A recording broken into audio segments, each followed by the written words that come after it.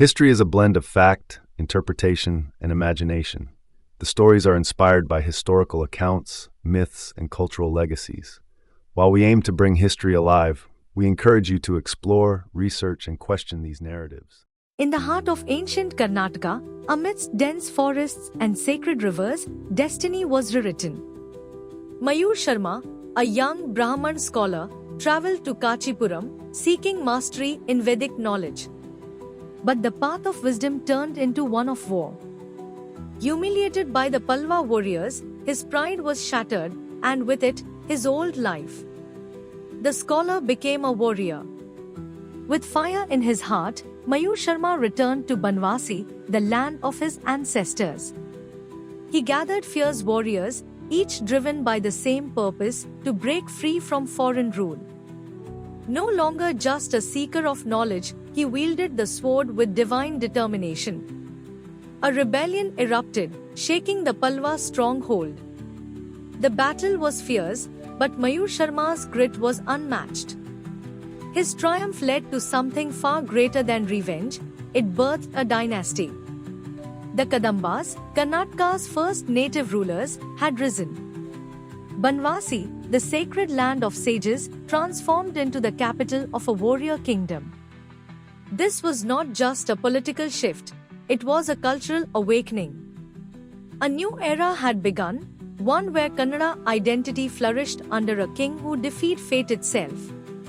The scholar had become a ruler. The Kadambas had arrived.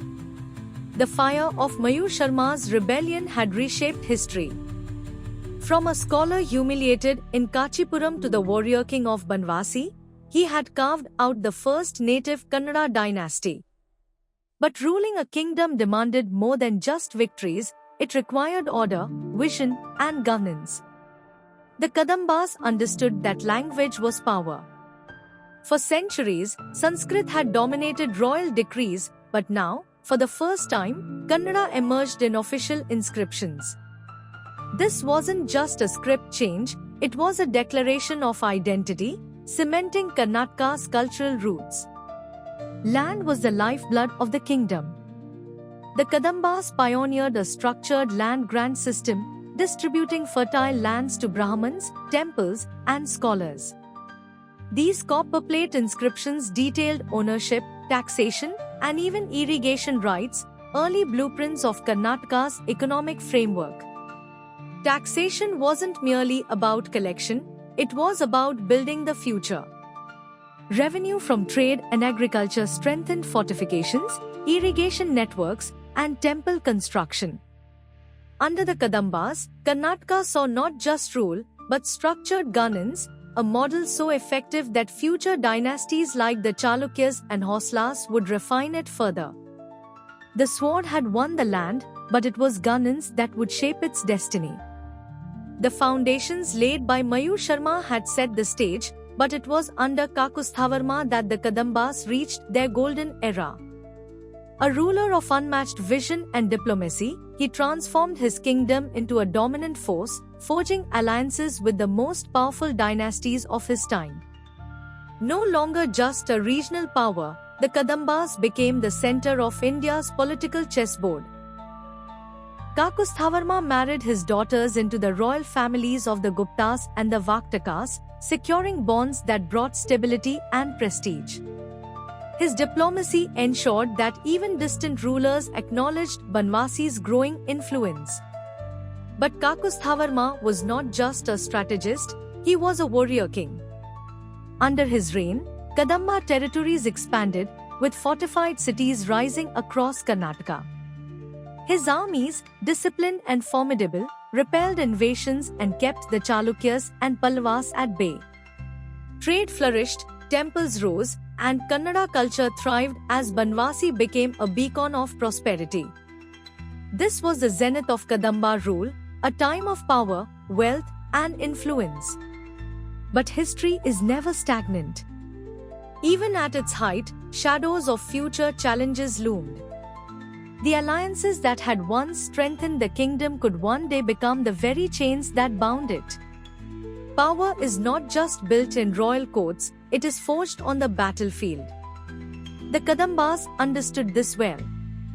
Their rise was not only due to diplomacy but also because of their formidable military tradition. From the time of Mayur Sharma to Kakusthavarma, war was a necessity, and the Kadambas mastered it. Their warriors, known for their discipline and ferocity, fought with traditional South Indian swords, spears, and bows.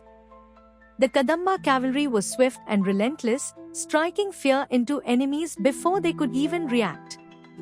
Fortifications were built across Karnataka, with Banvasi and Hangal becoming strategic strongholds. But their true strength lay in their guerrilla warfare tactics. Fighting in the dense forests of the western Ghats, Kadamba warriors ambushed their enemies, using the terrain to their advantage. They developed a unique defense system, a combination of fortified cities, fast-moving cavalry, and heavily trained archers. This made them a force that neither the Palwas nor the early Chalukyas could easily overcome. The Kadamba military ethos became a blueprint for later Karnataka dynasties.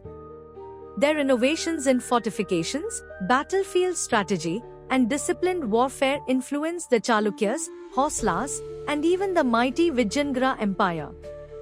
They were not just rulers, they were warriors who defined the very essence of Karnataka's martial legacy. History is never written in isolation, it is shaped by rivalries, alliances, and shifting loyalties. The Kadambas, Karnataka's first native empire, stood tall for centuries, but as power changed hands, a new force emerged, the Chalukyas. At first, the Kadambas and Chalukyas coexisted, each expanding their influence in different regions. However, as Pulkeshin, one of the Chalukyas, sought to dominate the Deccan, the Kadambas became an obstacle. Conflicts erupted, with Banvasi caught in the struggle. The once powerful Kadambas found themselves resisting a relentless Chalukyan expansion. Yet, war was not the only path. At times, strategic marriages and political alliances bound the two dynasties together. The Chalukyas, recognizing the legacy of the Kadambas, adopted elements of their administration, military structure, and even temple architecture. Though the Kadambas lost their imperial dominance, their legacy survived within the Chalukyan framework. By the time of Pulkeshin II, the Kadambas had become regional governors under Chalukyan rule. But their warrior spirit endured, as some branches of the dynasty continued to influence regions like Hangal and Goa. Their tale was no longer one of dominance, but of survival and adaptation in the ever-changing currents of history. Empires rise, fall, and sometimes fragment, yet their legacy endures. While the main Kadamba dynasty lost its imperial stature, its branches in Hangal and Goa continued to thrive, adapting to new challenges and expanding their influence. The Kadambas of Hangal, emerging as feudatories of the Chalukyas, retained their warrior ethos. Hangal became a stronghold, its rulers commanding vast armies and contributing to temple architecture that blended Kadamba and Chalukyan styles. These rulers held sway in northern Karnataka, ensuring that the Kadamba name remained etched in history. Further west, the Kadambas of Goa carved a different path. With access to the Konkan coast, they became pioneers of maritime trade, connecting Karnataka to global commerce. Their naval presence grew strong, protecting ports and facilitating trade routes with Southeast Asia and the Middle East. They even issued unique coins with lion and temple motifs, symbolizing their dual power, spiritual and military. By the 12th century, these branches had absorbed regional influences but retained their distinct identity. Though they no longer ruled vast empires, the Kadambas of Hangal and Goa ensured that their legacy extended far beyond Banvasi, from the heartland of Karnataka to the shores of the Arabian Sea. A kingdom's true legacy is not just in battles won or territories conquered, it is in the art, temples, and symbols left behind. The Kadambas were not just warriors, they were patrons of architecture and culture, leaving behind an artistic heritage that would inspire generations. Their temples, built in distinct Kadamba Dravida style, introduced a new form of Shikhara that would later influence Chalukyan and Hosla architecture. The Madhukeshwara temple in Banvasi stands as a prime example, with its ornate pillars, intricate carvings, and unique stepped vimana. Unlike later towering temples, Kadamba shrines were compact but artistically profound, blending simplicity with grandeur. Beyond temples, the Kadamba coinage was revolutionary. Their gold and silver coins bore symbols like the lion, temple spires, and the lotus, signifying strength and divinity. The inscriptions, often in Sanskrit and Kannada, reflected their deep cultural roots. These coins were not just currency, they were statements of power, trade, and faith. Through their art, temples, and coinage, the Kadambas immortalized their legacy. Not in words, but in stone and metal, ensuring their name would never fade with time. A kingdom's sword may carve empires, but its words shape civilizations. The Kadambas were not just warriors, they were scholars and patrons of literature, leaving an intellectual legacy that endured beyond their reign. Under their rule, Kannada and Sanskrit flourished, becoming the language of administration and royal inscriptions. The Kadamba kings commissioned grand prashastis, eulogies, engraved on copper plates and temple walls, glorifying their rule. The Talagunda inscription, written by poet Kubja, stands as one of the earliest records of Kannada and Sanskrit's coexistence in royal decrees. Yet, their influence went beyond inscriptions. The Kadambas encouraged Vedic learning, supporting scholars and poets in their courts. Temples became not just centers of worship but hubs of education, debate, and literary refinement. While Sanskrit remained the court language, their reign laid the foundation for Kannada's rise as a literary force in later centuries. Culturally, the Kadambas embraced a blend of Vedic traditions and local folk practices, shaping Karnataka's unique identity. Festivals, dance forms, and temple rituals sponsored by their kings continued for generations, proving that their legacy was not just carved in stone, but written in the very soul of Karnataka. No empire lasts forever. The Kadambas, who once ruled with strength and wisdom, found themselves caught in the relentless tide of history. Internal conflicts weakened their foundations, and ambitious feudatories began to challenge their authority. The later Kadamba kings struggled to maintain control as regional governors asserted independence. The dynasty, once a beacon of Kannada pride, saw its power fractured into smaller branches, such as the Kadambas of Hangal and Goa. As the Chalukyas rose in Deccan politics, the Kadambas became vassals, forced to bow before a greater force. External invasions only hastened their downfall. Rashtrakutas and Cholas eyed their once powerful kingdom, striking at the weakened dynasty. The final blow came when Kadamba rule in Banvasi was permanently overshadowed, leaving only scattered remnants of their former glory.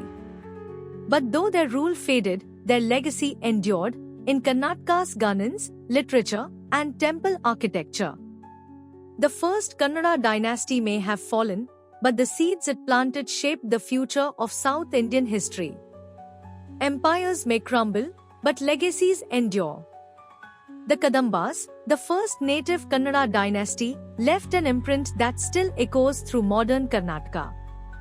Their contributions to administration, temple architecture, and language shaped the very foundation of the region's identity. The Kadamba style of architecture, with its pyramidal towers and intricate carvings, continues to inspire temple designs across Karnataka. The influence of their land-grant system can be traced in the inscriptions that survive on stone and copper plates, revealing a legacy of structured governance. Linguistically, the Kadambas were pioneers. Their patronage of Sanskrit and Kannada literature laid the groundwork for Karnataka's rich literary tradition. Even today, their inscriptions serve as some of the earliest records of Kannada in written form. Though the dynasty itself faded, their spirit lives on in Karnataka's art, culture, and historical consciousness. From Banvasi's ancient temples to the names of districts and traditions passed down for generations, the Kadambas remain an unshakable part of Karnataka's heritage. They were the first to carve a Kannada empire, and their story still shapes the heart of Karnataka today.